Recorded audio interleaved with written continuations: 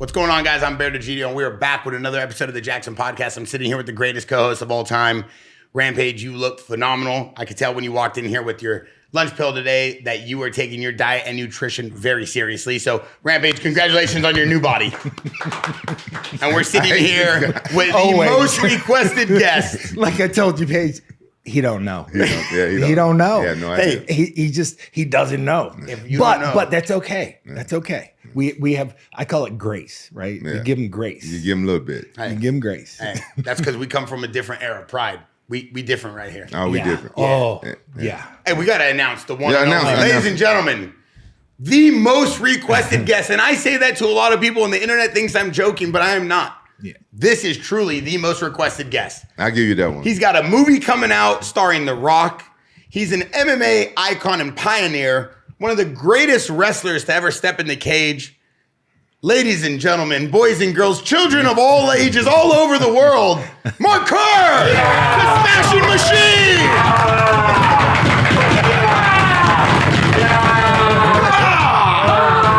Are you kidding me? Mark Kerr! I'm just telling you, that is one fucking hell of a wake. Mark Kerr!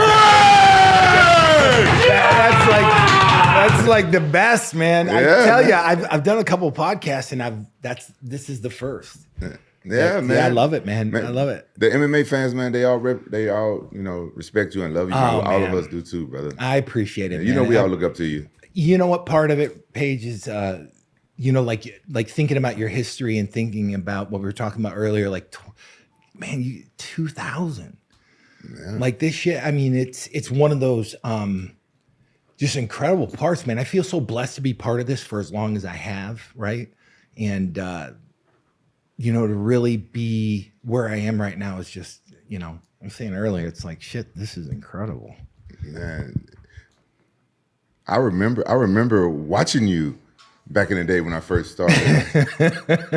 Did you ever do a training camp up in Big Bear? Yeah, we trained together. We trained together, right? Yeah. So I'm not delusional. No. I remember it was me, you, Rico Rodriguez. I think Tito was up there. Tito was up there. Colin Oyama. Yep. And then we had some other training other players, right? Other players. It was a good training camp. Oh my God, it was a great training camp. I learned a lot. And that training camp, my first time submitting Rico Rodriguez with an armbar, he had a boxing glove on and he never admits it. Oh my God, he would never. He would never admit. I could just tell you that right now. Yeah.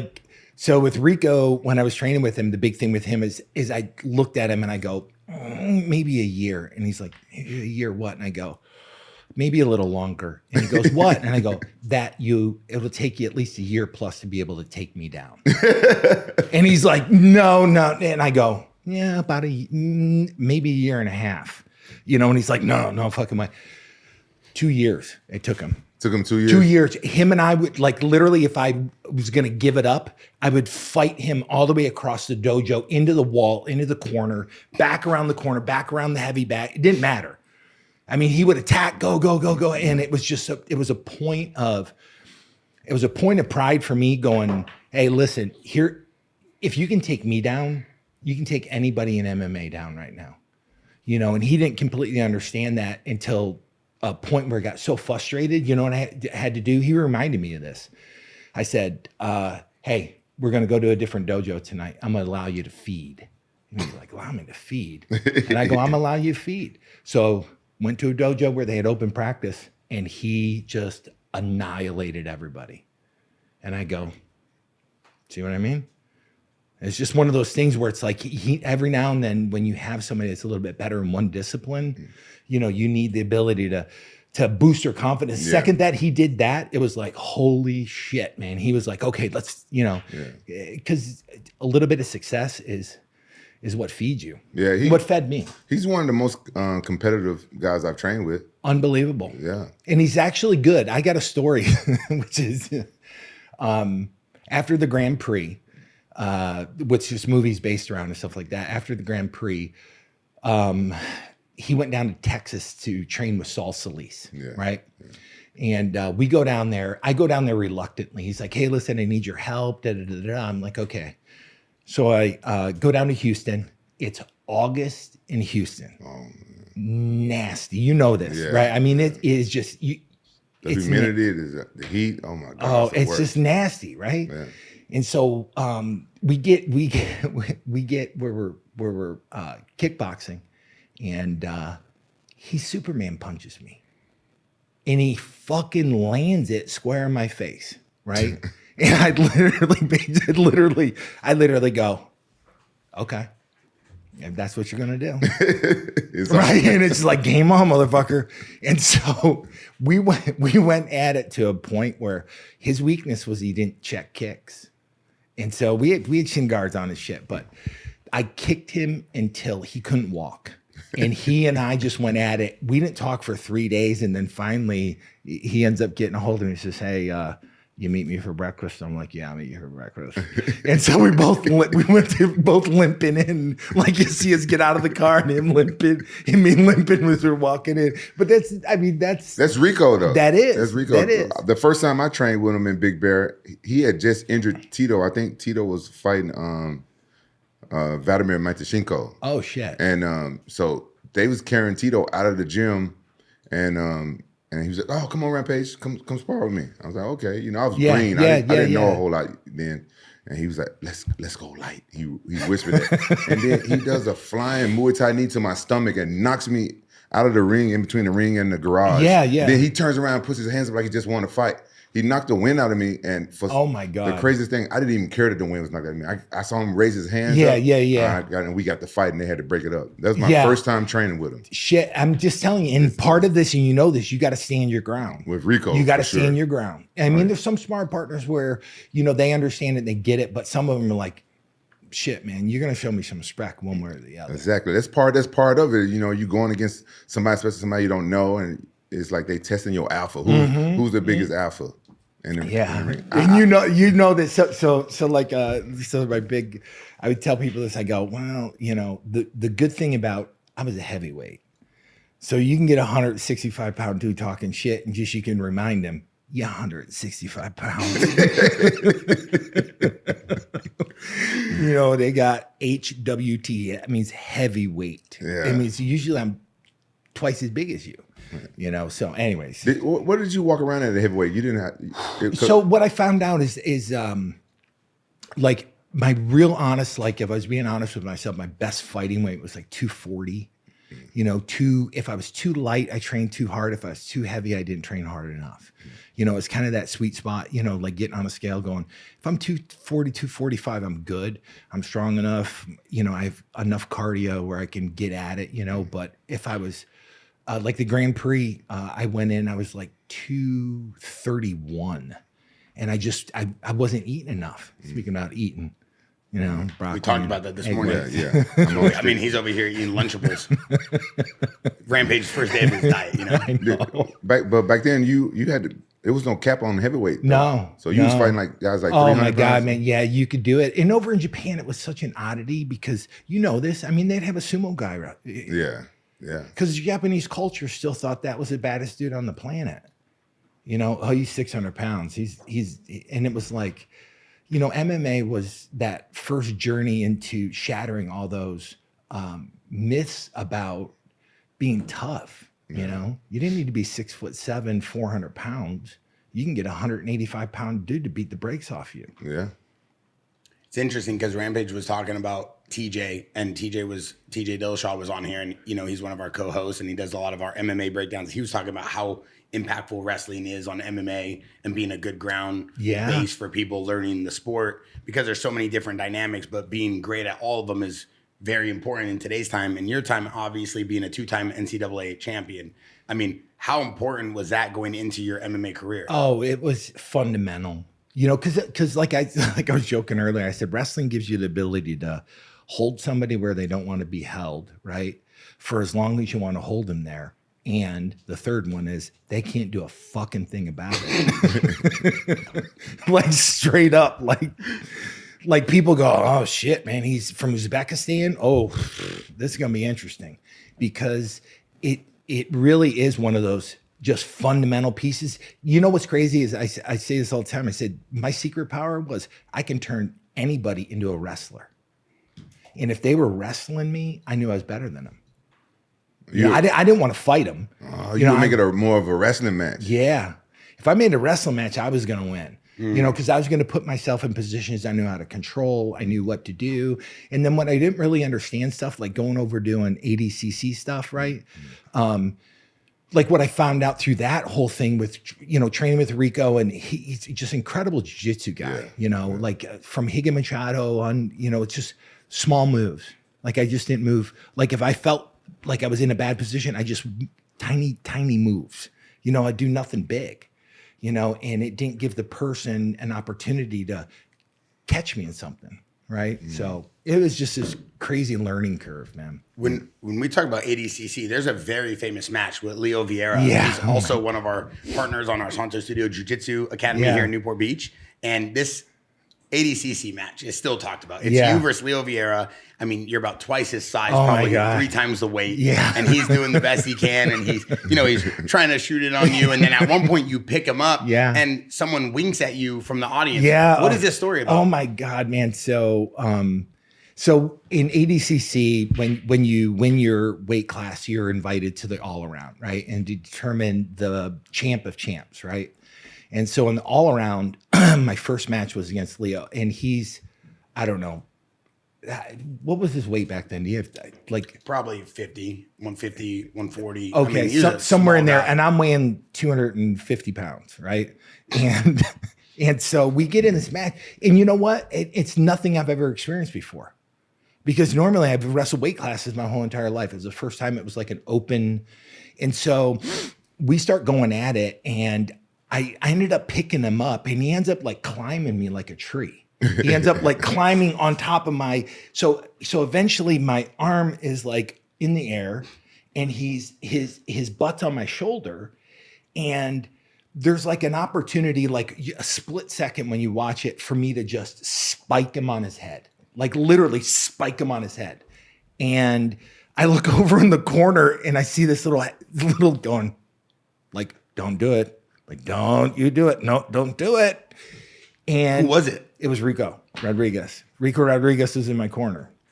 Wow. So Rico ends up going like, don't do it. And so if you watch it, I bring him back down to the ground. What I didn't understand is that the Sheik was giving out a sportsmanship award, which was $10,000. So after the tournament was over, it's like, and we're going to give you $10,000 more for your sportsmanship. And I'm like, because I didn't spike him? I'm like, yeah. I'm like, cool. I'll take it. That could have messed him up bad. Oh my God, it could have. And it's just one of those where in that minute, you don't want to hurt somebody. Yeah. I mean, that's not what that was about. Yeah. It was one of those moments I look back and going, you know, God, that could have ended up 50 different ways. That could have ended up buried in the desert somewhere, right? I mean, seriously, you know, like if they don't want you to come back, you're not coming back. I mean, 2-time ADCC absolute champion, 2-time NCAA wrestling champion. I mean, your wrestling pedigree and what you did for wrestling coming into MMA, I don't think it'll ever be matched. I mean, we see guys like Bo Nickel and Gable Stevenson who are trying to make the MMA jump, and Bo's doing great. But to be at that level is incredible, and then to have done it, I mean, and win in the UFC as well, UFC 15 and 14 tournament winner. Yeah, like you double of everything. That's your lucky number, right? It should be 222. Yeah, you know, it's like I was saying earlier, there wasn't, you know, back then there wasn't a roadmap. We didn't have, you know, all the knowledge, like to explain it to my son and going, we didn't have the internet, right? I couldn't just get on the internet and go, you know, and pull something up and have a reference point for it. It was like trial and error, right? You know, and a lot of what I did know was this one thing, that when you compete in wrestling at a really high level, it gives you an advantage because you know what hard work is. Like you genuinely know what hard work is, right? So somebody that comes out of a dojo, it's a little bit different because they're not always competing on a world stage. If you're a high level BJJ, you're competing on a world stage. You compete for Pan Am World Championships and stuff like that. But other than that, you know, it's like shit. You know, hard work. I used to think I knew how to work hard. And then I had a mentor in college that grabbed me by the hand and goes, you don't know shit. Basically, it's, you know, hard work is this. It's a different level when you're in college wrestling. Yeah. Oh, yeah. It's completely. I had a mentor come into my life. He was 14 years older than me, made the 1980 Olympic team, and then won a bronze medal in the 92 Olympics. So 12 years apart. His name is Chris Campbell. And he showed me like what hard work was. And it was like, it was just this very methodical. Everything was just this methodical approach to it. It wasn't this randomness, you know, like I'm going to go do sprints today. I'm going to go do that. It was very, like you're training. It's everything systematic, right? Yeah.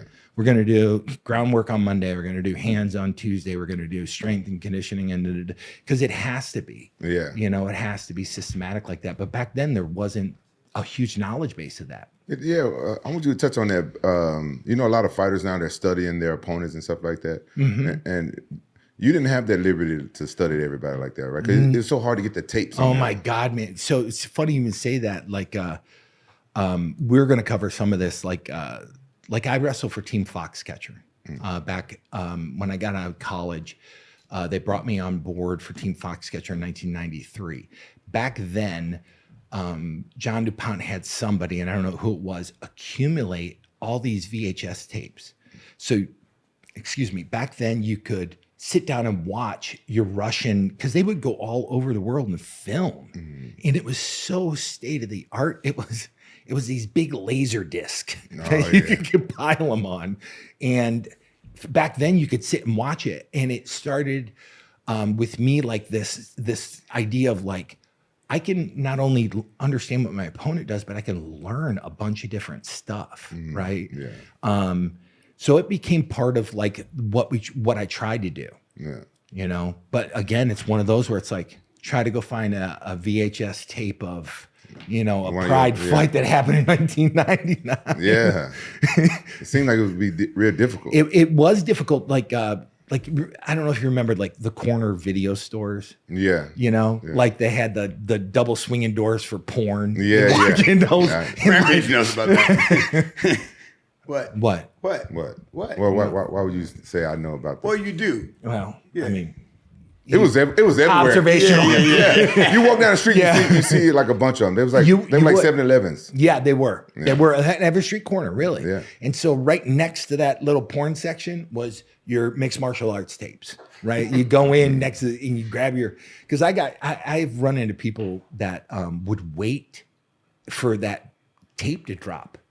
Like a Jordan shoe drop, right? That's crazy. They'd wait for it because they would talk to the video owner and they go like, yeah, we have them ordered. They should be here, you know, next Friday or Thursday or whatever.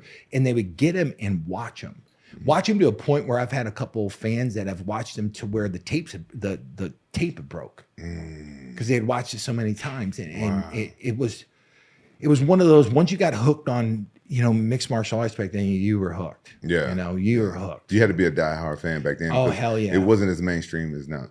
Do you? Not at all. Do you think the sport would ever be as, you know, where it is right now when you was fighting back then? Oh, God, no, man. Like straight up, like, you know, there was, I lived in Santa Monica for a little bit, for a couple of years. And a friend of mine introduced me to an agent at William Morris, right? And he set a meeting up. And I sat down at a table like this and tried to explain to some agents what I did. And I swear, Rampage, it was like crickets. No, I mean, literally, I got done, well, I'm gonna do, and they're like, you do what? Like you get in, because basically it was like, okay, I put on some hot pants, right? And steel cup, and like little tiny gloves, no shoes on, and I go fight a motherfucker. They're like, okay. Like, like nobody had anything to say. And it was like 6 different agents that were involved with the heartbeat of all. None of them. They're like, thank you for coming in. Like, okay. You know? They didn't understand it at all. Oh my God. It was, I think the question they kept trying to get to is like, why? Like, why do you do that? And I go, well, because it can. Yeah, it's like boxing with less rules. Yes, yeah. I mean, it really is. Yeah. Well, that's how I used to explain it back in the day. That cuts out a lot of the like. Okay, we're good. Well, it combines this sport and this sport and this sport and that sport. And it does this and this and this. Because thinking about it being mainstream, corporate America embracing it, the Disney company owning the rights to broadcast it, right? And it being worth $12-14 billion as a company, like, no, fucking way, never. man. I never thought I was going to get there. Never thought. Both of you guys were at the forefront of different generations and different eras of fighters, but also where fighting was going in terms of just like culturally. Like when you started, I mean, you guys pioneered the whole game. And then when you came into the scene, you showed what a fighter could do outside of the cage as well as winning world championships at the same time, right? So I feel like you guys have both been so influential at pioneering the sport, pioneering the world of MMA for what we have in today's time. We also have seen guys like in college wrestling make names. I mean, your relationship with Kurt Angle, for example, then he goes and becomes one of the greatest wrestlers oh my God, man. outside of you know just collegiate wrestling. Yeah. What's the relationship with him? Did you guys have a good relationship? So, man, wow. So, like, people that follow wrestling will understand this. So, Kurt and I he went to a small little Pennsylvania school called Clarion. And Pennsylvania, like these small schools like Clarion, the only thing they have Division I is wrestling. Everything else is Division III, right? Edinburgh, same thing. Division I wrestling, Division III, everything else. So he goes to a small little school, and he's a 3-time NCAA finalist, 2-time NCAA champ, right? At heavyweight. He's an undersized heavyweight, right? We competed against each other after college. So in 1993, we wrestled at the world champ, so the way wrestling's set up is you have a nationals. The nationals every year makes the ranking in your weight class, and that ranking allows you to go to world team trials, right? World team trials sorts out in that ranking who's the best of the best, right? The number one guy sits on the side. They have a pool of wrestlers that wrestle, and out of that pool, whoever wins that challenges the number one guy for the world team spot. So Kurt and I competed against each other in 93, 94, 95, and then going into the Olympic year, I had a bunch of injuries. He had a bunch of injuries, but he ended up winning a gold medal in Atlanta. And 93, he didn't win any match against me. 94, he didn't win any match. I won the freestyle nationals. I won the world team trials. 93, I won the world team trials. And just one of those things in 95, in nationals, freestyle nationals, we wrestled, and he had gotten bigger, stronger. and so he beat me. We tied during the match, and then you have passivity calls, stalling calls. And he beat me, and then he beat me on the world team trials. Oh. And then he wins the Olympic spot in 96, and then he wins the gold medal. Here's what's crazy. So my mom had terminal cancer in 96, and my mom and I watched Kurt win the gold medal. And we tried crazy to get a hold of him. And just imagine how busy he was doing all the press and doing all this stuff. And he took time out to write a letter to my mom. My mom passed away September 3rd of 96. And the letter got there September 5th. But the letter means more to my family because Kurt it's this beautiful letter where he's just like, thank you, Mary, for, thinking of me at a time like this. Wow. Wishing me well. And him saying, you've always cheered for me, even though I competed against your son. And because you made your son, you made me. And it's just this beautiful page. I'll show you the letter, dude. It gives me goosebumps every time, man. That's deep, man. I mean, like, that's a stand-up guy. I had no idea. Oh my God, man. Yeah. Just, and that was like just who he is, his character and person.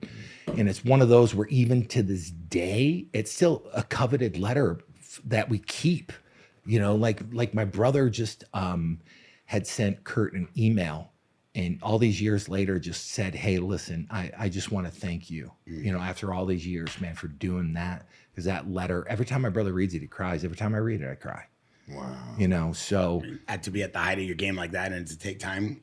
It's not an email where you could do it from your phone. You got to sit down and get he sent it. It's still have the letter, still have the postmark on it. Did you guys keep in touch as friends? So he went on and did the WWE, and we bumped into each other again last year. Through the years, we just had periodic contact. But what's crazy about wrestlers? Paige can get an idea about this. So I could not talk to him for 10 years and then get on the phone with him and talk to him for an hour and a half.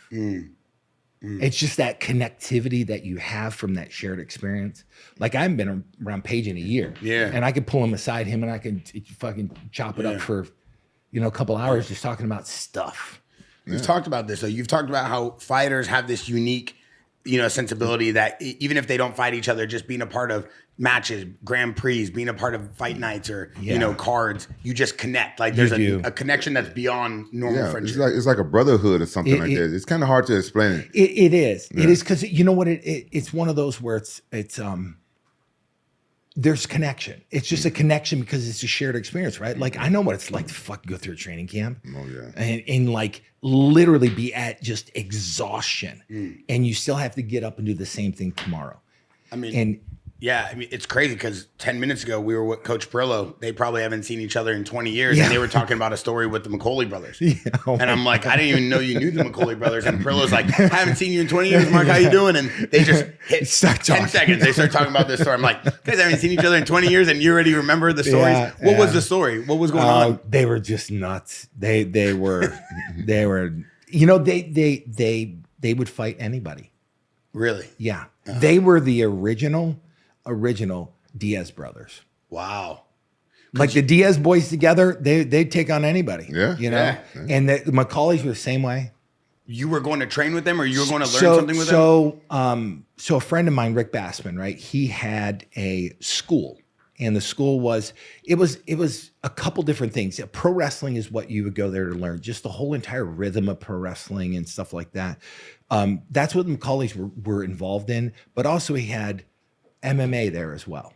And so Mark Coleman and I actually rented an apartment in Orange County for 6 months. You and Mark Coleman were Mark Coleman, Wow. yeah. And so I still had a place in Arizona, and I would drive over and spend like 3 days there and learn some pro wrestling stuff and drive back and forth. And Cole would stay out there and stuff like that. It was one of those things we're looking back on and going, oh shit, I forgot about that. We were talking about that. We were like some experiences, I just, my bandwidth is just like, oh shit, I got to actually talk to Cole about that because he'll remember something I forgot. Yeah, but I was always wondering why you never got into pro wrestling. Part of, like, I actually had a conversation in Arizona with Shane McMahon and JR, who used to do I don't know if he's still alive or not, but it's just JR. He's the guy that used to wear that cowboy hat. Yeah. So part of the conversation was there's no way to go from where I was to where I wanted to be without this developmental part, because they would have to see if they can even put me over as a character, right? And so I go, I'm making really good money fighting right now. Why would I go to pro wrestling where it's like, The Rock, he goes, way back when, he's like, yeah, he was making $150,000 a year, right? He was on the road 325 days out of the year. 325 days out of the year. He was paying to be on the road, basically. If you do the math, it's like, shit, you're making like $400 a day. That's like brutal, right? No. And so it's one of those where I was like, you know what? I always put it as an option. And then I ended up signing a pro wrestling contract in Japan. I wrestled it's called... was it New Japan? No, not New Japan. It was Hashimoto. Oh, okay. Hashimoto's organization. It's called like One or... Gosh damn it, I can't remember it. I could probably look it up. I always wanted to do that, though. Oh, my God. It's so fun. It's so fun. And in Japan, it's completely different. It's like, I think the terminology is like, it's called laying it in hard. So basically, it's like they want it to look just like fighting. Yeah. Just like fighting. Even with punches. Everything. Wow. And it's up to you to protect yourself, and you work out high spots. So you work out like a beginning, you work out a little bit of a middle, and then you work out an ending. I did that last year for Josh Barnett. He got his... Oh my God, yeah. Josh is a good dude, man. Yeah. I did that. I wrestled I'm bad with Japanese names, but I wrestled this big Japanese guy. He had giantism, but he was short. Oh my God.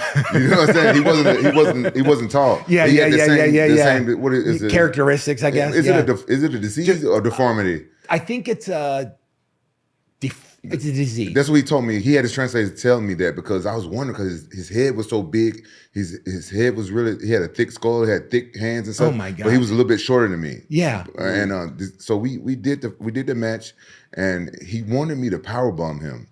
And the guy was a heavyweight. You know, I'm pretty strong. Yeah. But I could not powerbomb this guy. He was so dense. And he really wanted me to powerbomb. I said, bro, he wanted me doing a triangle choke. I've done it against a 300-pound guy before when I was younger, though. Yeah. But this guy wanted me to do it. I'm like, no, I can't do that. So I ended up having to slam him in a different way. But he gave me a leg kick. Yeah. And it messed up my leg for like 6 months. Oh, my God. The pain just went away a couple months ago. This guy. And Here we go. Did you do it in Japan? Yeah, right here. Japan. Mark, this is Quentin in Japan. He did phenomenal. Damn, they looked this shit up. Yeah, we were watching. I picked him up and slammed him. I couldn't powerbomb him. Bro, what do you mean? You literally tossed this guy.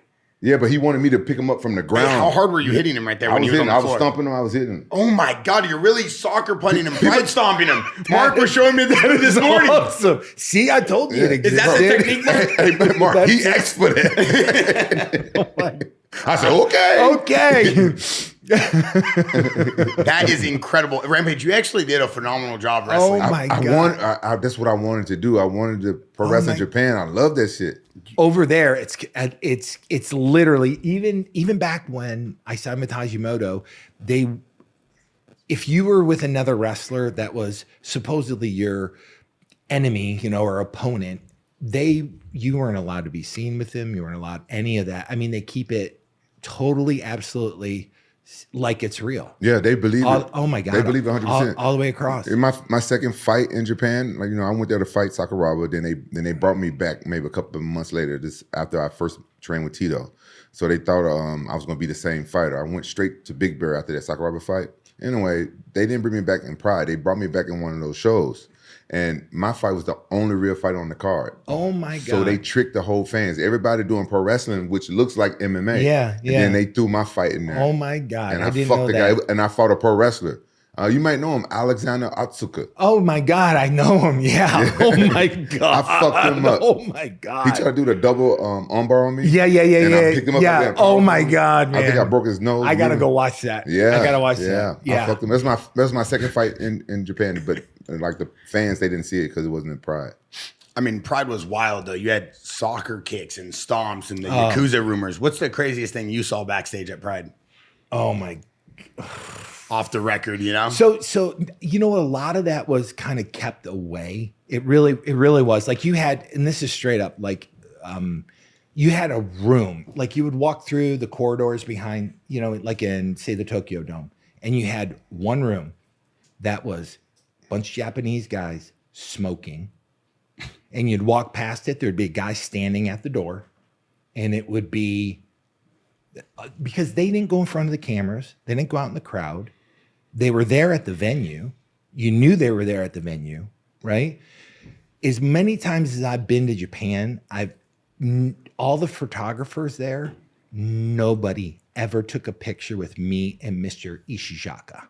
Was he the first president? So yes, when it was KRS. Oh, okay. KRS was Pride 1 through 4, and then it switched to Dream Stage, right? Okay, yeah, I came from Dream Stage. So the crazy part is, the guy that I was associated with was a Korean dude. He signed everything Kim Duk-soo, and but everybody in Japan called him Mr. Ishizaka, right? Mr. Ishii owned K1, so it was Mr. Ishii and Mr. Ishizaka. We would go out. He would request that I would get there a couple days early, because he would take me out. He would take me out to strip clubs, and he would take me out and to dinner. It was always like one of those things where it's like, you have to go to dinner. I don't know if you remember, they had a K1 boxing event in Vegas at Caesar's Palace. I don't know if you remember this, and I don't remember the time frame, but they were trying to bring Pride over to the States, and they're trying to bring K1 over to the States. Is that when Bob Sapp called out Mike Tyson? Yes. I was there. Okay. So in Vegas, they invited me up, and I had a handler that made sure that I did not get near Mr. Ishizaka, that there's no pictures, no nothing. I was staying in a suite that was given to me by him. I didn't know everything was comped until the last day I was there. I could have comped fucking anything. You could have had a party. I could have had all kinds of shit. Another bottle of Dawn. Right? Like, didn't know it until we get a porter that comes up, and it's like, my gal at the time, she wanted like a bathrobe or something. And it was like, oh, okay. And I have them come up, and they go, here you go. I'm like, what do I owe you? no, everything for the room's comped. And I'm like, everything?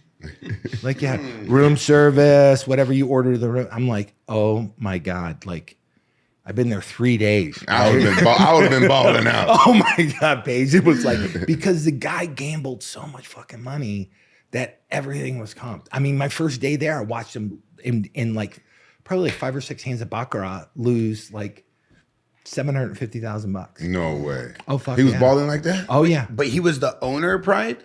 He was the guy behind the guy behind the guy. Okay. So I would go like this. I go, well, what kind of, I would go like, okay, Mr. Ishii, Shaka, you know, what kind of business do you own? Well, the kind of businesses you want to own. Well, what kind of business are those? The kind that are profitable. What kind of business you want to own that are profitable? The kind he owns. And then it was just this never-ending circle of questions that would never get answered, man. Seriously, you could straight up ask the interpreter, going, what does he do? He's a businessman. What kind of businessman? A really good one. You know, and it just never ends. You know, I mean, they would never, ever just point it out. What's up with the photos though? Why no photos with him? Just because it just was kind of like one of those like unwritten rules at the time where it's like everybody knew who these guys were in public. Like when we would go down to Roppongi, right? And we'd go out in the big areas like Times Square, right? And shit like that. Like we would walk out of the car. He never drove his own car. He always had a driver. He never poured his own beer. He never poured his own water. You know, it's like one of those things where you just like, he just had like a group of people around him and he was kind of insulated, but there's cameras everywhere. And not a single picture, to my knowledge, exists of us two. That's crazy. And he took care of you though. Oh yeah. And what did you guys all do in Roppongi? Rampage, were you ever part of those nights? No, I wasn't there. I wasn't there. I came way after that. Yeah. But it's one of those things where that whole market was, you know, like people don't understand, like at the time the UFC was just, it basically was almost extinct. I think at the time when I went over there was like 3 states. The 2 UFC events I did was in Alabama and Mississippi, right? And in Japan, Pride was doing their second event, and it was like one of those things where it's like, you're going to pay me how much to fight Royce Gracie? I'm like, fuck. I'm like, I'm in. I'm in, you know? You fought in Pride 2? So Pride 2. Wow. Pride 2. Yeah. Wow. I didn't come around till like Pride 20 or something. Yeah. I can't remember. So I did the first, I did Pride 2, Pride 3, Pride 4, right? Pride 4 was back in the Tokyo Dome. Pride 1 was when they had Takada fight Hicks and Gracie, right? And that was a work, right? That's like, okay, you know, but again, Japanese fans, they want to believe what they want to believe. Right. I bet there was a lot more works in Pride than what we know. I know there was. Yeah. And again, it's one of those like unwritten rules. Like if it was a work, you're never going to fucking mention it. Ever. Yeah. It was like it was crazy because, you know, like over there in Japan, you didn't know you fucked up until they went, oh, you fucked up. Yeah. Right? Like it was these unwritten rules that existed that they're called implied rules, right? They're like, you're supposed to know that gravity, if you jump off a 50-story building, it's going to kill you. You know, you didn't know that? Like, what the fuck? I think that's why I fucked up with Pride because, you know, I was really young and I came straight out of Memphis coming there and they started treating me like shit. And I'm thinking like, and it was a certain couple of things that they didn't like me doing. Like they didn't want me taking girls to my hotel room. Okay. And my handlers, whoever was over there, it was like, oh, you're not Japanese. You can't take girls to your room. I said, why the fuck not? You know, and I pushed back and stuff like that. And then after that, like they didn't like me. They made everything hard for me. And you know what? That's like one of the things where it was difficult at the beginning because you didn't understand what the rules were. They weren't like clearly spayed out. It's like, hey, listen, you're a brother, man. You can't bring those Japanese chicks back there. It's just, you know, shit, man. We're still like, what the fuck? That's basically what they were saying. I know. Yeah. But I was like, I'm about to long dick me some Japanese bitches. You ain't gonna fucking stop me. Shit. I want to know who your crew was in Roppongi. Did you go out? You know what? This is straight up. The people I went out with was Mr. Ishii's crew because it literally was. It was just easy because he would come to the hotel. There we go. Mr. Ishii's here. Go out. Driver, take me. I mean, it was like you had in Roppongi, the strip clubs were all Eastern European girls, all blonde hair, blue eyed. What they don't have in Japan, right? That's why I didn't like those strip clubs. I didn't like the Japanese. No. I went one time like, oh, what the fuck am I doing here? I can see you back home. Like, this is Orange County. Yeah, I'm good. But what about, there's some crazy stories though, what Mark Coleman and Bas Rutten and Kevin Randleman, your boys, your squad, right? No. Don't try to get too personal. No, I don't want personal, but I've heard some crazy stories of like, well, I'll tell you guys all teaming up together, like the Avengers of America. So I'll tell you just a simple, this is about what my brother, like my first time over to Japan, I get my older brother, who's 12 years older than me, right? My other brother, my sister-in-law, and I say, hey, come over and watch my first fight. Pride 2, right? And instead of fighting Hoist Gracie, Hoist got hurt, so Pride 2, I ended up fighting this Croatian guy named Branko Sikate. And so I'm trying to explain to my brother that, hey, listen, when Boss goes out and he drinks a little bit, don't fuck around with him. Just not a good idea. So I'm just narrowing, as you're over there, like you narrow down, like each day it's just less and less and less and less that you're doing, and you're just focused on what's in front of you, right? And so they go out like I think 2 nights before the fight, and I had told my brother, I said, listen, because he'll horseplay with me, right? And I go, dude, just don't do it, because he's just off by a little bit. So in the morning, they had this buffet for breakfast, and I'm sitting at the table I'm eating. And I look up and I see my brother walking, and I'm like, "What the fuck?" And I'm looking at him, and he's got this scratch from here all the way across down his face. Boss is pancreation, so it's open palm, and he goes to punch my brother and pull back. But he's off by that much and just scratches him all the way across his fucking face. And it's just one of those things where I was like, I fucking told you. He's just off by that much. You know, sober, he can stand in front of you and he can punch all day and you can feel the wind. Right. You know, he's just really accurate with his punches, but when you're drinking. Yeah. You know, you went out drinking with Boss before. Oh my God, man. Some of the best times I had in my life. Oh my God. Yeah. Like I've gone out with him where in Roppongi, like after a fight, I'd stay usually a day after, and we've gone out where he's fallen asleep on the bar. Like looking at you going, I'm going to sleep for like 15 minutes and then just wake me up. And you're like, okay. And then he puts his head down. 15 minutes goes by, you go. And you go, okay, let's go. It's like fucking, you're kidding me. He doesn't drink that much anymore, but my first flight's over. They kicked it. They stopped serving him. So I'm in business class and he's back in coaching. They used to have smoking. They used to have the 2 rows of smoking on the airplanes because it's such a long flight. And Boss is sitting on one of the chairs, one of the arms of the chairs in the back, and he's smoking a cigarette. And the stewardess comes by, she's like, you have to have a smoking seat. And he goes, I'm seated and I'm smoking. Sounds like Boss. And so then he comes up and he's like, I remember this, he comes up and he goes, I need 2 beers. And you're like in my head, I'm thinking, you can't get him back. And so I get 2 beers and the stewardess comes up afterwards and she goes, he's not allowed anymore. He's not allowed anymore. We can't. No. But no, that's back in the day. So I got stories about me, but can you imagine that squad back then? Man, I wish I was around. Because it was you had Mark Coleman, you have Kevin Randleman, you have Mark Kerr, Bas Rutten. But when you guys would get to Japan, would you guys all be cool with each other at the hotels? Yeah.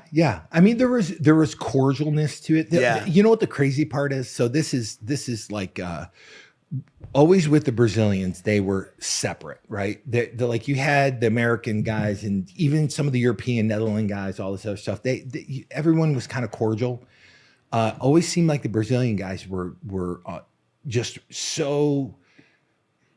I don't even know what to call it. Are they just to themselves? To themselves. They're very patriotic when it comes to fighting and stuff like that. Oh, 100%. 100%. Like this is one of these conversations where this is, God, man, probably about 7 years ago or so, I ran into, I was in California for an autograph signing, and the guy that has been with Royce for a long time training his hands, a guy named Alex. DeCurso, I think his name is, last name. And Alex comes, says hi to me and stuff. He says, hey, listen, Royce wants you to give him a call, right? And my whole impression of him was like, why? They walk around, they don't talk to anybody in the hotel. I mean, I get on the phone with Royce, I swear after I'm done talking to him, I'm almost in tears. Just one of the just salt of the earth dudes. Yeah. Like incredible human being. Yeah. Like he just blew me away. Yeah. I could not believe, like we talked on the phone like we're talking, right? Yeah. Just like one of these things where I was like, Royce, Renzo, all of them. All of them, man. They're cool as hell, but they always have been standoffish. At an event, yeah, especially when they're competing, there's no interaction, man. Yeah.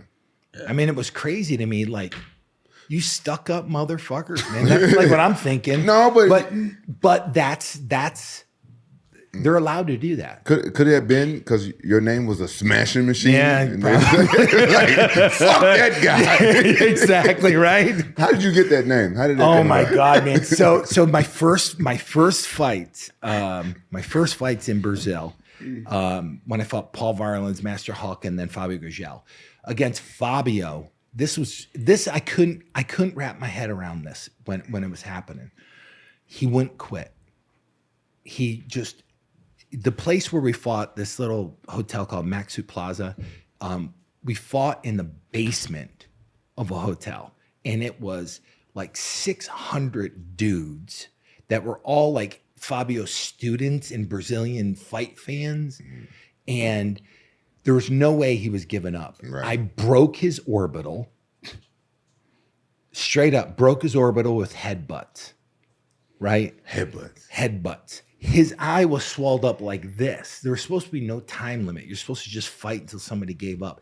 I tried everything. And so I think the name of the magazine was called Autonomy. It was a Brazilian fight magazine and Brazilian Jiu-Jitsu. And on the cover of it, it says, Máquina de Bater, the machine that smashes. And it's a picture of me just mauling Fabio. And I think if I'm right, I think that fight got really popular around MMA, right? It did. Because I think I saw footage of that one. It's one of those where a guy named Frederico Lapenda. So he's the one that goes, the fights are the fights. What the value is that tape of the fights. Because back then, that's how you got all your content. Video stores, online magazines. So you'd see like in Kung Fu, in the back of Kung Fu, order your tapes, and he was a smart guy, that guy. Oh God, man. He understood the value of having the event was the content of it. He put me in my first movie. He did. Yeah, Federico Lapenda. Shit, no. Yeah. Really? Yeah. That's how I know when you said that name. That's crazy. Yeah. After I got injured, after I fought Shogun, I was injured for a while, so I couldn't train, I couldn't do anything. And he called me up like, "Hey, you want to do a movie?" I'm like, "Okay, why not?" Yeah. Oh, that's solid. Yeah, and tell me about this Smash Machine movie. Tell me how did you get that? Man. That's crazy. You have a movie about your life story. Oh my God! You know what I call it? Rampage. I call it a pocket of time, right? Because it's around the Grand Prix, which people that follow the sport understand that was a once in a lifetime thing. Okay, right? Because it was Coleman, me, it was Sakuraba, Royce Gracie, right? Igor Volchanchin, Gary Goodridge, right? Fujita, and then the Japanese guy that I can't pronounce. I'm bad at names. Osada, I'm really bad at it too. But that's a one-off that would never ever. You couldn't do it. You couldn't pull it off. Did you ever fight Fujita? I did. That's a guy I lost to. Mm-hmm. That's who I lost to. That was his first loss. My first he was the biggest Japanese guy I ever seen at the time. My God, man. If you watch the tape, I knee that motherfucker 4 times in the face. And I straight up, man. I mean, I knee, like skip kneeing, like where you bring your knee all the way back and like maximum impact. He staggers and then just keeps coming forward. I think I remember that fight. Oh my God. I literally in my head, and I'll never forget this. I literally in my head, and I don't do this when I'm fighting. I go, oh fuck. Like in my head, I can hear myself go, oh fuck. He had a thick skull. Oh my God, man. Was there a controversy with that fight? No, there's controversy with Volchanshin was the fight that he kneed me. The illegal knee. Yeah. And it's one of those things where that was all that stuff needed to happen. All that is centered around the movie. The Smashing Machine is centered around that time frame. Mm-hmm. So it's like 6 months prior to the Grand Prix, and then right up to the Grand Prix, and it's just crazy to even think about it, because that whole entire time, like when this was going down, it's like it was a really fucked up time in my life. Because I was, fully addicted to opiates. I was trying to mask all these little injuries, going through training camp and all this shit. And all the pressure, I was 11-0. So at the time I was, there's no official rankings, but I was considered the best mixed martial arts fighter in the world, right? I had just won my second Abu Dhabi, and then I won the all around. And so for me, it was like in that time frame. So I fight Instant Inoue in January 2000. I do Abu Dhabi in either late March or early April. So that's 8 bouts. And then the Grand Prix was May 1st. Wow. Yeah, so you were thinking like, I got it. This is it, man. Like literally, like thinking about it, like now I go, I could have just dropped the mic. If I would have won that Grand Prix, I could have just dropped the mic and walked off. And people would have went, oh fuck, that's a bad motherfucker, right? And I did win the Grand Prix, and it was like, it was like such a letdown for me. But the sport's full of all kinds of shit, man. Was those Grand Prix 3 fights in one night back then? Or yeah. And that's why I said it'd never ever happen again. Yeah. So they did a qualifier, which was me fighting Enson Inoue, and it was January. So all that narrowed the field down, and then they basically took all the grapplers and put them on one side, and Sakuraba. I don't even know how to classify people that don't know. They don't know that was the man. He was a pro wrestler. Oh my God. But he was a badass motherfucker. Dude, he beat me my first fight. I'm just telling you, like straight up, like when the first time ever I saw him fight, I'm like, what the fuck? Like seriously, Peyton. Yeah. Like he was a great fighter. Oh my God, man. Yeah. Just tenacious. The thing that he would do stuff that was so unorthodox that like you and I can never do. No. Did you know he was a chain smoker? No. You didn't know that? No. Let me show you a picture. Like straight up. It's crazy. Somebody sent me this picture today. I did a movie with Sakuraba after I fought him. Yeah. And that's when I learned that he was a chain smoker. He has to smoke every 5 minutes. Really bad. You're kidding me. No, bro. Smell like an ashtray. Sakuraba, and he never got tired in a fight. Ever. So before I ended up fighting Fujita, right? Mm-hmm. The fight before me was Sakuraba and Royce. That was the hour long, longest fight in the history of mixed martial arts. Yeah. And this is what's crazy. So going into the Grand Prix, Royce said, "I'm not doing it unless there's 15-minute rounds." And everyone was like you're like, dude, like, ain't ever happening. And they ended up with the vice president of Dream Stage actually said, "Hey, listen, I need you to get all the wrestlers on board. I need you to get everybody on board with this," because they needed Royce to round out the field. And so it's like I have an email that I found like last year of literally the conversation of like between, it was like not even an email, it was like a Word document that I had found like, we should do this because, but so Royce ends up fighting 1, 2, 3. I think they did 4 rounds. I think it was an hour. Mm-hmm. It was over an hour, I think. It's considered one of the longest of all time. So you imagine for me, at the end of the first 15-minute round, Sakuraba had Royce, I think, in a knee bar. And I'm like, okay, I'd like get warmed up, right? And ding, ding, bell goes. I'm like, you gotta be kidding me. End of, I think, the second or third round. So mad. End of the second or third round, Royce has got him hockey jersey. He's got the gi pulled over Royce's head, and he's just uppercutting him. Tag, I'd never seen it done before. I'm like, fuck, that's brilliant. Like, why didn't I think of that? Right? And so I thought that was it. Not it. They go another round. And by this time, I'm like, I'm beat. like I already warmed up 4 times thinking it was. And when you warm up, you blow your lungs out, you get your lungs heated up, you get ready to go. And it's like, oh shit, fucking.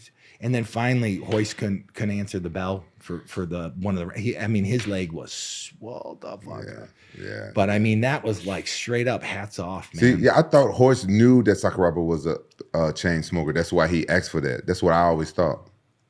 So he thought he was probably going to gas. He thought he was going to gas out. 'Cause I didn't know Sakuraba was a chain smoker until I did the movie with him. Oh my god! Never knew it until I did the movie with him. So I've even trained at the Takata Dojo where Sakuraba trains out and a bunch of other guys. He must have hit it like a motherfucker. Yeah, like straight it. Yeah, I guess he didn't care when he did the movie. And I'm just telling you, everybody back then in Japan, everybody smoked. Yeah, I remember going to the McDonald's, the smoke, and you could see the smoke. You could see it, like you could walk under it. You remember that? Yeah, straight up. Like I told you, flying over in an airplane. Airplane had 2 smoking seats, 2 smoking rows. I can imagine smoking on an airplane.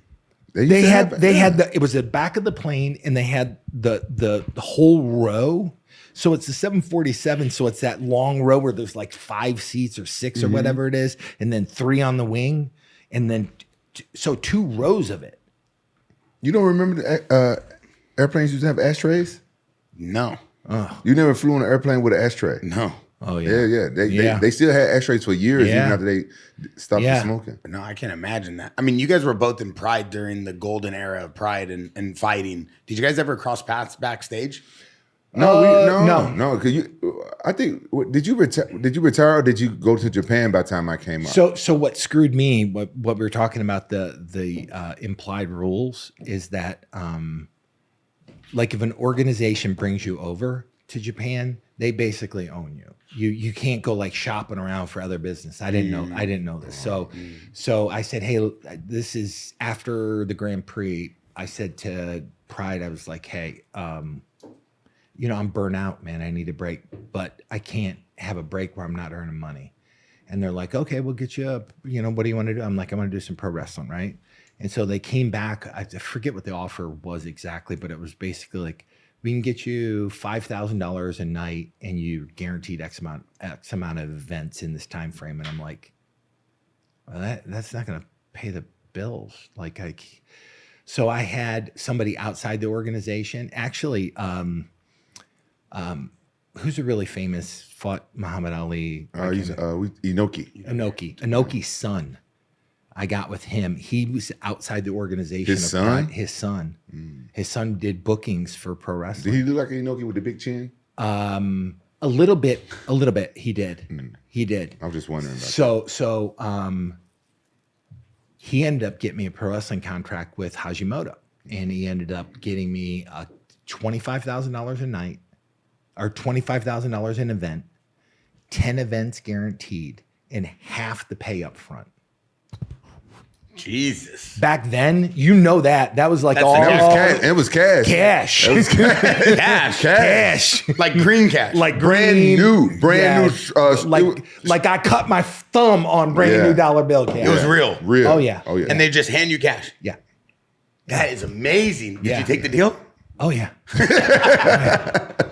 Yeah, I've been hit, but not that many times. I mean, that's crazy. a deal. Yeah. So what happened? You just stopped fighting? So what happened with Pride got pissed. Oh, wow. Because I wasn't in their circle. And so Pride did New Japan. Yeah. Like if you wanted to get into pro wrestling from Pride, you did New Japan. So Hashimoto was kind of this new startup and new money and stuff like that. And it was just, oh my God, it was like one of those things looking back on it going, oh fuck, that was a rule I broke. Because they just went ghost.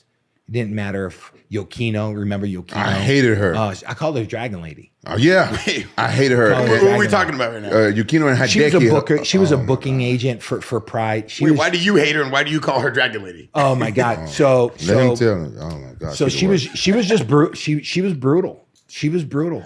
In what way? She had no personality and just straight up, no, you can't go. Nope, we're not going to pay you that. I mean, just straight up, like no emotions, no nothing. The reason why I hate her. Her husband, who had a different last name, was a reporter. So Yokino's husband was a reporter for a magazine, and he had so because of her position, it allowed him access to me, and so we had this interview, right? And the interpreter, when I went over to Japan, when the article was published, she goes, "You need to see this," and I'm like, "Okay." And so she interpreted the whole article for me. And it said, right at the beginning, it said, Mark Kerr was rather winded when we first sat down and bloated. It looked like he was on anabolic steroids and in other things. And then the whole article just fucking slammed me. Oh. And the interpreter, who I started paying for, because if the interpreter comes from a Japanese, they ain't saying the right shit. Exactly. You know?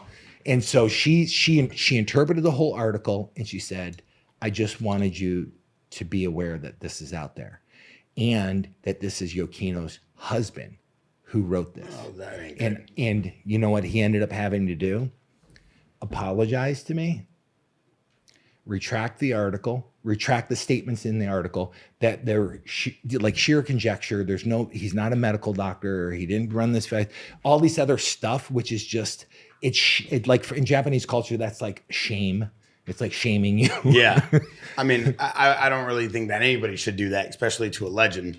Yeah, but those people, they was just like for me, they was like the hunter for UFC. You know, hunter, they was like the people, matchmaker. Yeah, they're the people who I communicated with instead of the president. Yeah. It's like a matchmaker and like a liaison to all the fighters to the organization. And they treated me like shit, bro. You too? Yeah, You're a legend. Bro, not when I first got there. Like when I first got there, you know, and I can imagine I had to work my way up. But, but by this time, you know, I had become like more or less a superstar in Japan, and I land in Japan, and I see Heath Herring get picked up in like SUVs and stuff, and all these people go, and then I'm got my ticket waiting for the limousine bus. Oh my God, man! Yeah, the bus. I'm like, and you know how hard it is to get on that damn bus and do all your luggage and all this man, shit. It's brutal. I mean, brutal. It's And brutal. the lady, like, I tried to set up some business with them in America and stuff, and she takes the meeting, and that was the same lady that told me I couldn't fuck the Japanese girls in the hotel.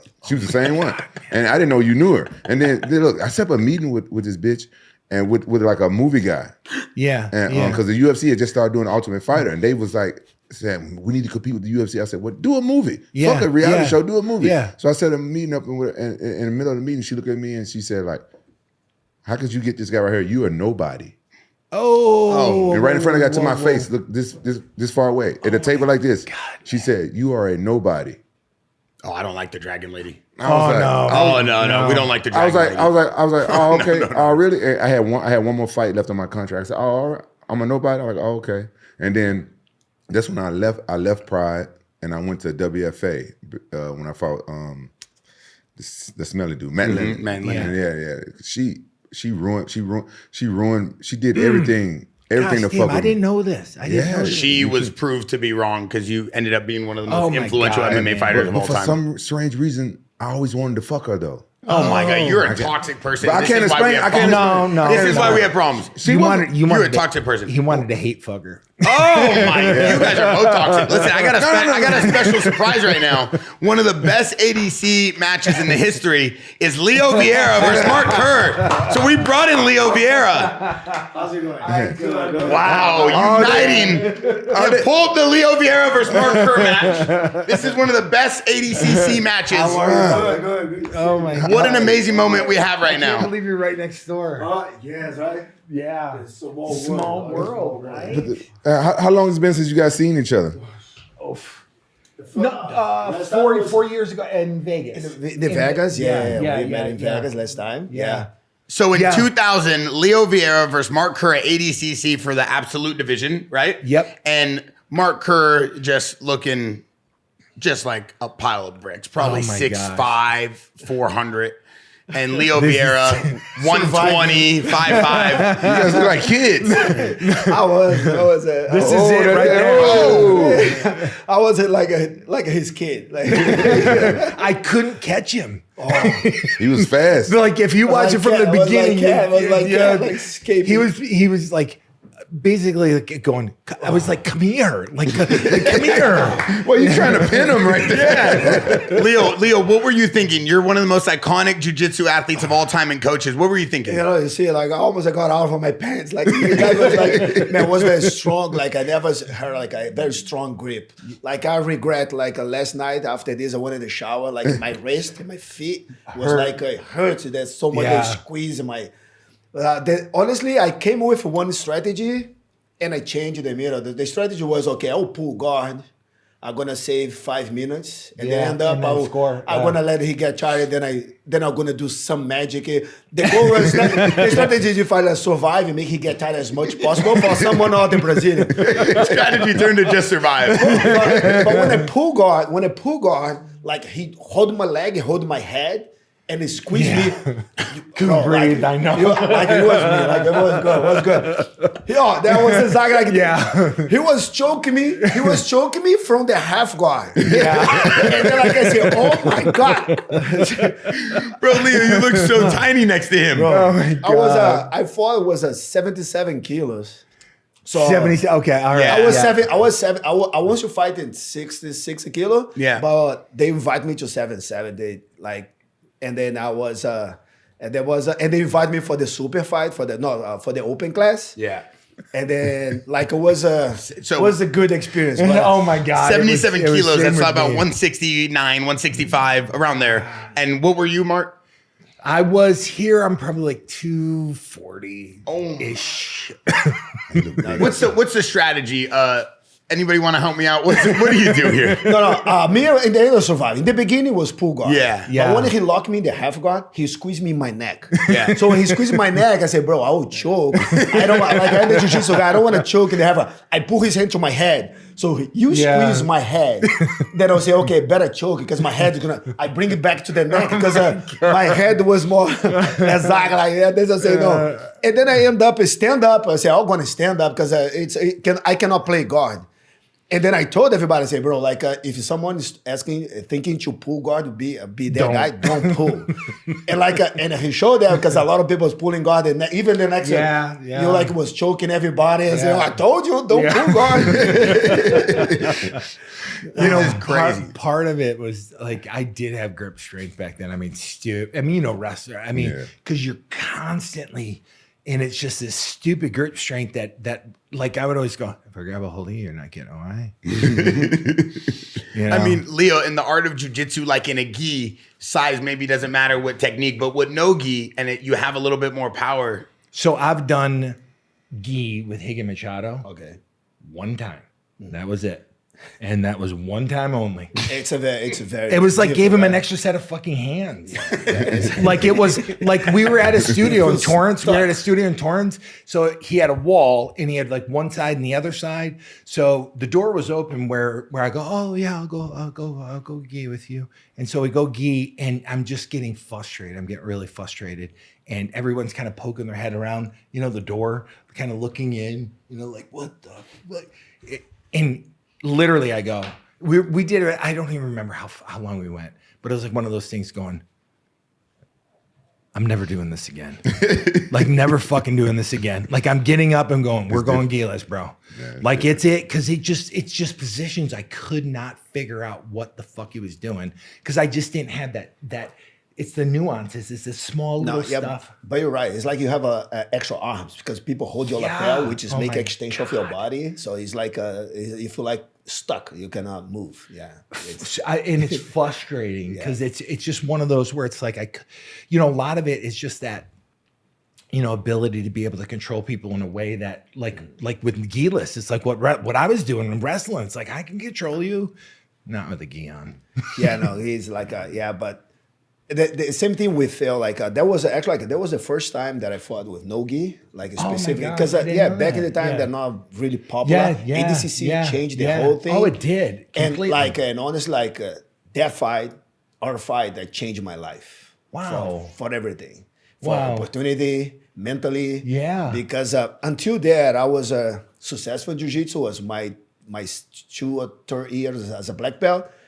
But even as a young black belt, I was carrying a lot of, I was feeling that I was not good enough in the sport. Even the sport was not that big. Yeah. So that show changed, that fight changed because I started getting even more confidence because monthlies before you fought against Fabio Gurgel. Yeah.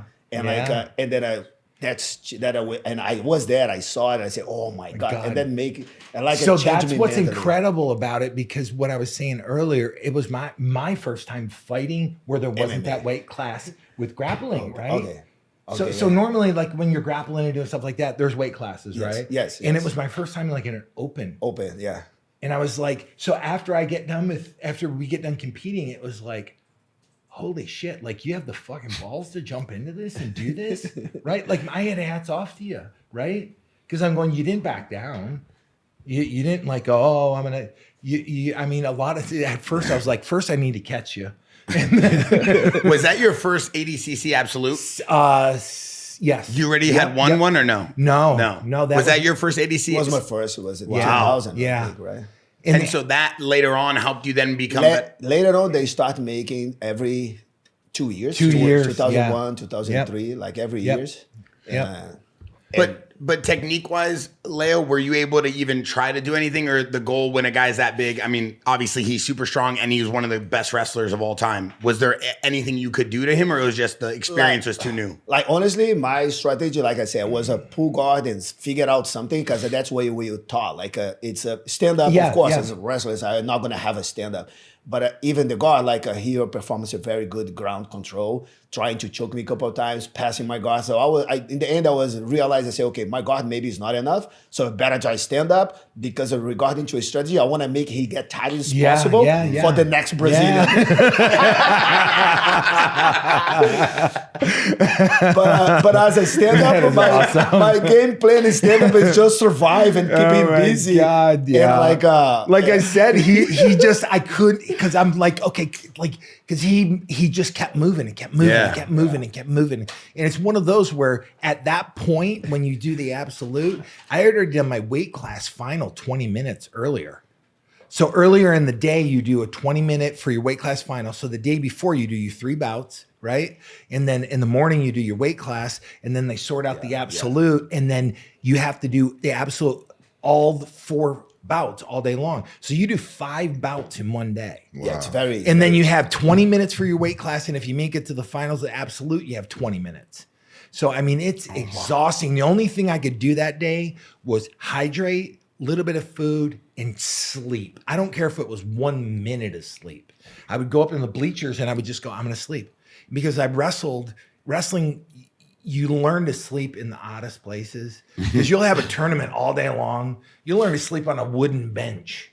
You know, it's just the craziest stuff in the world. And that's all I did that day. Where did your submission game and where did you figure out how to finish these techniques that you were bringing people down instead of pinning them from wrestling to jiu-jitsu going into ADCC? You know, part of the transition the first year that I did it was really listening to the rules on how you score, like what you have to protect, right? And then the second year leading up to it is when I had a lot of mat time with Rico.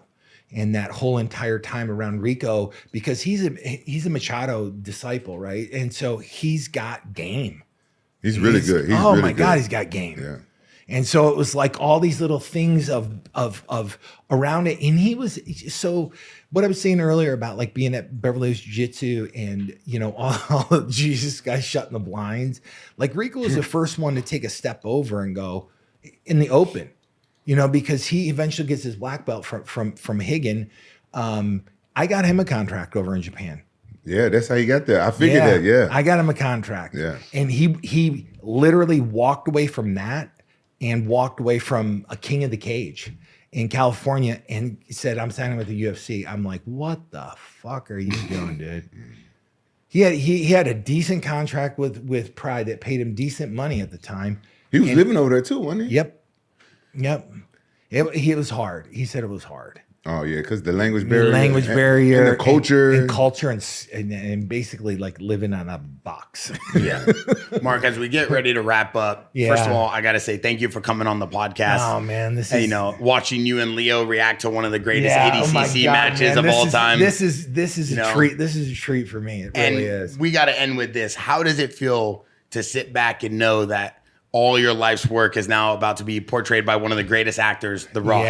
Yeah. Oh my gosh. I say it like this, like it still almost feels like I'm talking about a friend of mine. Like, oh my God, I got this friend Mark. He's getting this movie made about him. It's like, man, is The Rock's gonna play him? It's like it still feels surreal in a lot of ways. But you know what? It feels validating. It's like one of those things, like history sometimes lost if you don't remember it, right? And that's one of those where, through the whole entire process, my involvement, working with them, the authenticity that they really, really went after. I mean, I sent them copies of like rings that I wore back then. No way. Oh yeah, necklaces, clothing, pictures of all these different things, and they recreated a world 25 years ago. That's crazy. Did you have to train The Rock to fight? So we did have fight week and stuff like that. You had a fight camp with The Rock? Yeah. God. Cool. So you won? He's smart enough not to go down that road.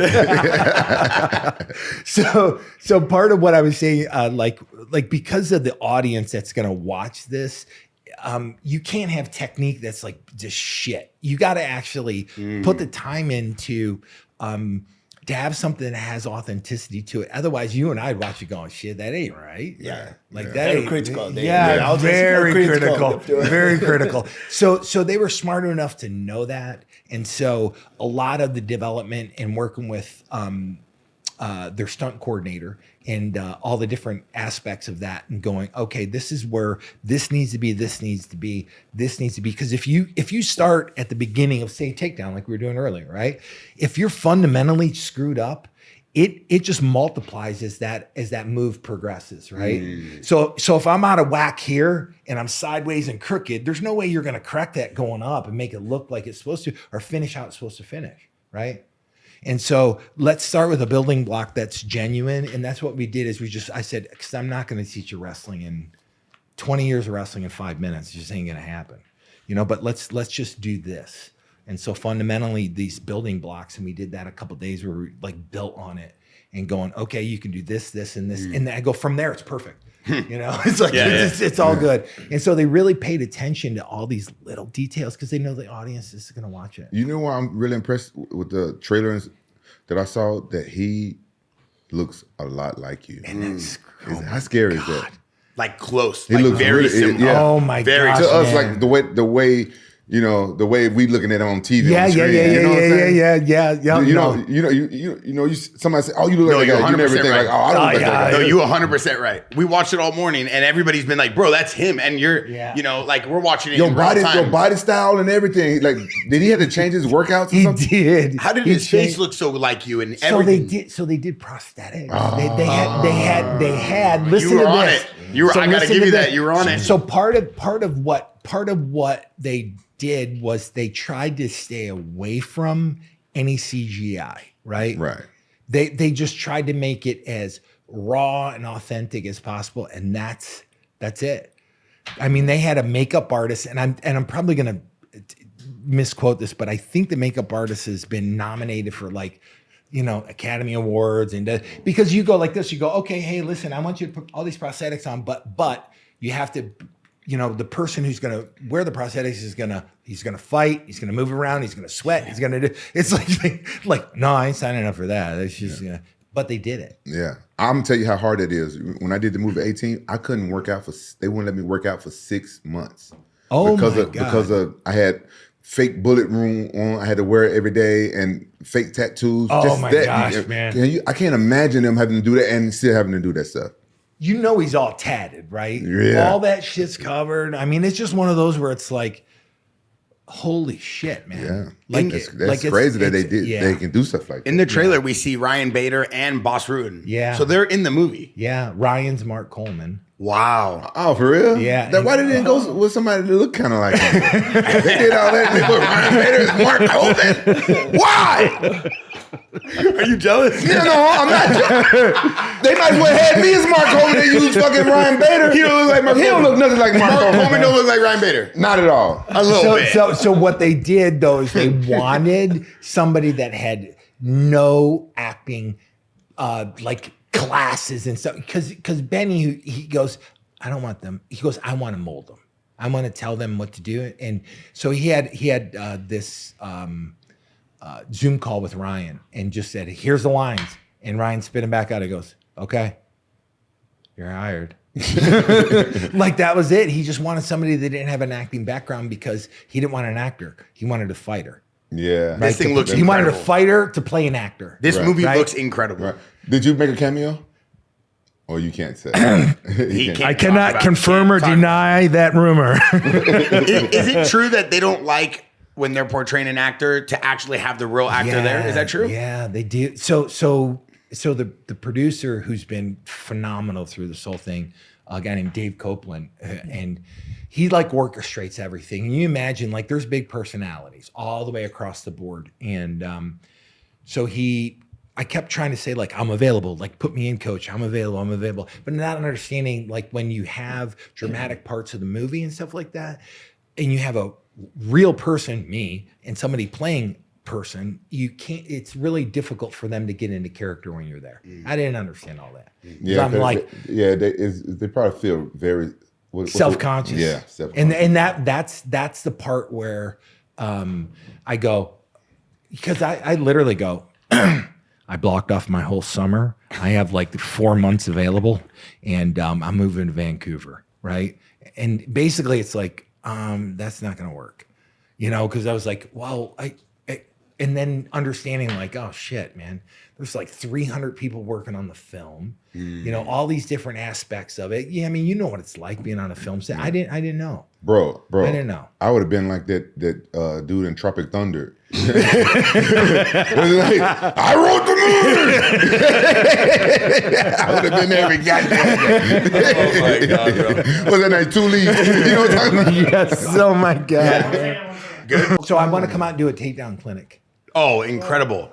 Mark Kerr doing takedown clinics at Leo Yeah. Vieira's gym. So Leo's Yeah. new academy is the Santo Studio Jiu-Jitsu by Checkman Leo Vieira, right next door to the Jackson Media House. Yeah. So when all these athletes now come here, moto, MMA, jiu-jitsu, skate, when they come here to do the podcast, do content, they can train all day. We have showers. Oh, that's- It's a 20,000 square foot facility. We have treadmills. We have top of the line Little bit coaches. of everything, huh? First of all, Mark, I just want to say I love the fact that you're getting this movie because pioneers like yourself and that second generation, like guys like Rampage, it's amazing to see this history continuously told. I mean, even things like Leo Vieira, what he's doing for jiu-jitsu and taking these legends and giving them a platform. This is what the movie will do for you and hopefully future generations coming. And it's an I amazing, hope and you so. deserve it more than anyone. You know what? It's one of those where thank you. Yeah. I mean, it's one of those full circle moments where I get to sit back and appreciate, like, hey, I was there. I was there when we landed on the moon, if we landed on the moon. But I don't know. Did we land on the moon, Rampage? Rampage has a theory. You might as well say it now. That's a question mark. Did we land on the moon? Question mark. I mean, I watched the footage and it looks like the guy's being pulled on a string. I'm gonna just throw that out there. Rampage. Nah, I'm Oh, over you don't this want to stuff. talk about it now, No, right? no, I'm no. out He of stayed it. up all night DMing me these TikTok videos, but now he ain't got nothing to say. No. Yeah, it's right. If you want to learn about it, watch his kick Intelligent streaming. people has already spoken. Yeah. He said it. Did If we you land want on to the watch it, watch his kick streaming, and Leo, watch him talk about landing on the moon. And he needs to watch you do live kick streaming. No, he don't need to watch that. Yes, he does. Mark, I'll send you the link He's tonight. too Am I intelligent going for to lose that. all respect? No, but you're going to start Don't thinking. watch my streams. Hey, Don't watch my streams. Mark, you're going to start thinking different things about him. Leo, thank you for coming on. No, One Leo, of the I greatest appreciate it, ADCC man. moments and I a legend. appreciate Leo it. this weekend has Worlds. And Oh, 2 of our guys have already won. Yeah, So oh very my God. excited. We already have a few Congrats. gold medals coming back home. Yeah. DeSanto Studio Jiu-Jitsu, and we just started. And then before we go, you gave me an amazing talk and kind of an insight on being a free man. And I kind of want you to Oh my run that gosh, through man. me. So I wear it's a Rudy Aris, which is Rudy Aris is it's a wooden sword that's given to a gladiator, and so it's not given, it's earned, right? So it's part like when a gladiator, they're slaves, right? And so if he has the ability to earn his freedom, he's given a Rudy Aris. And so at this point in my life, I've got my wooden sword, I've earned my freedom. That's an amazing moment. Yeah. Mark, we wish you nothing but the best. We are so excited and so honored to have you here. A true legend, a I true living appreciate legend. And Leo, thanks for coming, Rampage. You're the Yeah, man. always, Hopefully you guys man. enjoyed this show. You'll see a lot of the behind the scenes of Mark teaching me a double leg and a high crotch on Rampage. Scoop them, dump them, take them Yeah. down, call it a day. What? Don't shake your head. Why are you doing that? Yeah, I won't let him double leg me. Okay. No. He's actually one of the strongest guys I've ever wrestled against. So I'm not going to do it. I've already seen what he did. We kind of make fun of his broccoli over there in his lunch bell. Thank you guys for watching Jackson Appreciate it, Podcast. man. We're Thank out. you.